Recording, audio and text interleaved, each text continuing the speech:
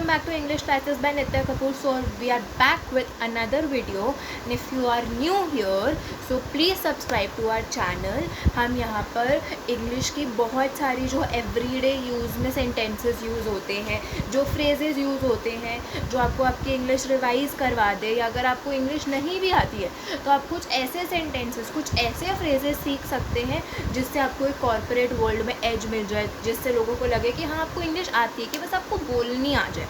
सब कुछ इंग्लिश का पढ़ने का तो कोई पॉइंट नहीं है जब आपका वो फील्ड ही नहीं है। आपको सिर्फ अगर इंग्लिश बोलनी सीखनी है तो ये स्पोकन इंग्लिश के लिए बहुत अच्छी क्लासेस है, तो आप डेफिनेटली चैनल को सब्सक्राइब कर लीजिए।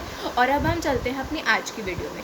जो हमारी आज की वीडियो होने वाली है वो होने वाली है फ्रेजेस से, जो कि हम एवरीडे लाइफ में यूज़ कर सकते हैं अपनी इंग्लिश अच्छी करने के लिए, अपनी इंग्लिश को बेटर बनाने के लिए। तो हम स्टार्ट करते हैं। अब हमारा जो आज का फर्स्ट फ्रेज़ है वो क्या है? इन a while. In a while का क्या होता है? थोड़ी देर में, कि अगर मुझे कुछ करना है तो I do it in a while, मतलब मैं अभी वो थोड़ी देर में करता हूँ। मैं अभी जस्ट इंस्टेंटली नहीं कर रहा, मैं इसी मोमेंट पे नहीं कर रहा, मैं करूँगा इन अ वाइल, थोड़ी देर में। तो मैं थोड़ी देर में जाऊँगा, तो आई शैल गो इन अ वाइल, वह थोड़ी देर में आएगी, she will come in a while. Next क्या है? So then. सो देन का क्या मतलब होता है? तो फिर, कि अगर ऐसा कुछ हो गया तो मैं क्या करूँगा। So then what will I do, ठीक है, तो फिर मैं क्या करूँ। So then what do I do, तो फिर तुम कब आओगे। So then what when will you come. Next है let it be. Let it be मतलब जब कोई चीज़ हमारे हाथ में नहीं होती है तो हम क्या कहते हैं? Late it B. जैसे है रहने दो, let it him B, let it him B, let him B how ever he is, कुछ भी। तुम रहने दो, मैं जाता हूँ। यू लेट इट बी, आई गो, तुम मत जाओ मैं जाऊँगा। तुम रहने दो, मैं कर दूँगा। You let it B, I do.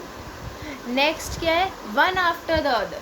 One after another का क्या मतलब होता है? एक के बाद एक। जैसे कि the performances were one after the another, the carriages were one after the other, the cars were standing one after the other, ठीक है, एक के बाद एक के पीछे दूसरे के पीछे तीसरा, तीसरे के पीछे चौथा, ऐसे।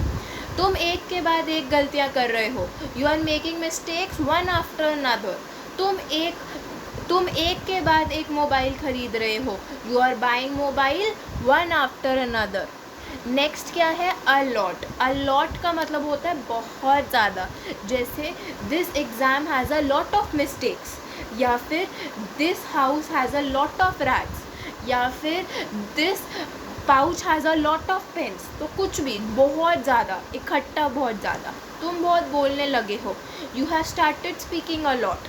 तुम बहुत चिल्लाने लगे हो, you have started screaming a lot. फिर the root cause of all the troubles. The root cause of all the troubles का क्या मतलब? सारी मुसीबत का जड़, जहाँ से वो मुसीबत स्टार्ट हुई है उसकी जड़। तो the root of all problems is climatic change, या फिर the root of all problems is pollution, ठीक है। तो सारी मुसीबत की जड़ तुम हो, तो you are the root cause of all the problems. सारी मुसीबत की जड़ मैं हूँ, तो I am the root cause of all the problems. फिर क्या है? As a matter of fact, कि कोई सच बात बोल रहे, सच तो यह है कि ये सच है। As a matter of fact I don't want to talk to you. सच तो यह है कि मैं तुमसे बात ही नहीं करना चाहता हूँ।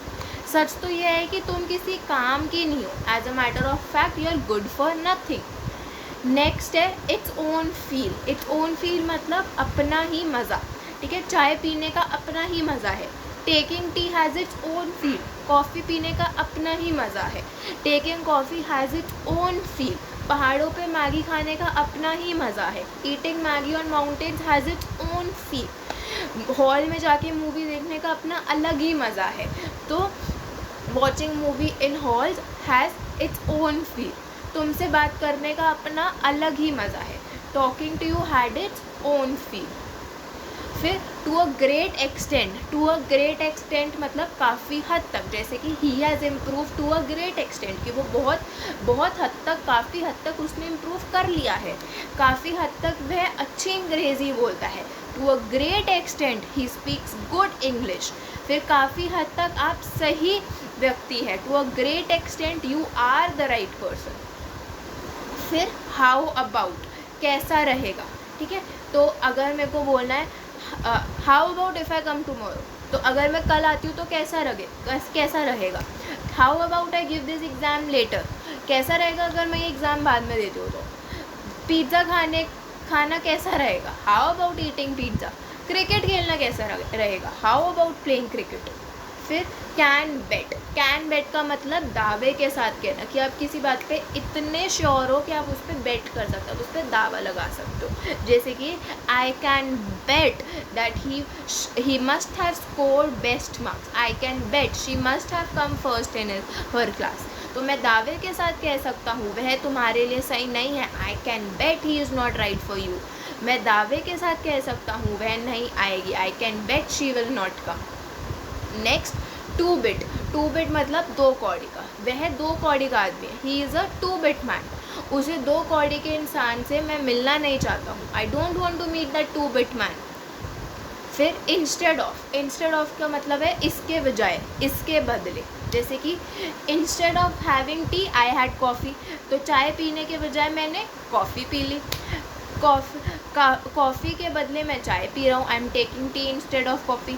अकेले खाने के बजाय मैं अपने भाई के साथ खाना खाया, I ate food with my brother instead of eating alone, कि ये करने की जगह मैंने ये कर दिया, ये करने के बदले मैंने ये कर लिया। नेक्स्ट, हैविंग टू मतलब करना पड़ रहा है कुछ, ठीक है। जैसे कि I am having to learn English, कि मुझे इंग्लिश सीखनी पड़ रही है, मुझे कंप्यूटर सीखना पड़ रहा है, I am having to learn computer. उसे रोज़ पढ़ना पड़ रहा है, he is having to read daily. और अब हमारा आज का लास्ट का एज़ फॉर नाउ मतलब फ़िलहाल, अभी के लिए, फाइनल नहीं है, पक्का नहीं है, लॉन्ग टर्म नहीं है, हमेशा के लिए नहीं है, अभी के लिए। एज़ फॉर नाउ फ़िलहाल मैं अभी काम कर रहा हूँ, as for now I am working now. फ़िलहाल मैं तुम्हारी मदद नहीं कर सकता, as for now I can't help you. जैसे कि या फिर as for now I can't drink milk, as for now I can't go out, as for now I can't record lectures. तो ऐसी चीज़ें जो अभी के लिए। तो ये था हमारा आज का लेक्चर। अगर आपको ये वीडियो अच्छी लगी हो तो वीडियो को लाइक और चैनल को सब्सक्राइब ज़रूर करिएगा। अब हम मिलते हैं अपनी नेक्स्ट वीडियो में, तब तक के लिए bye bye and take care.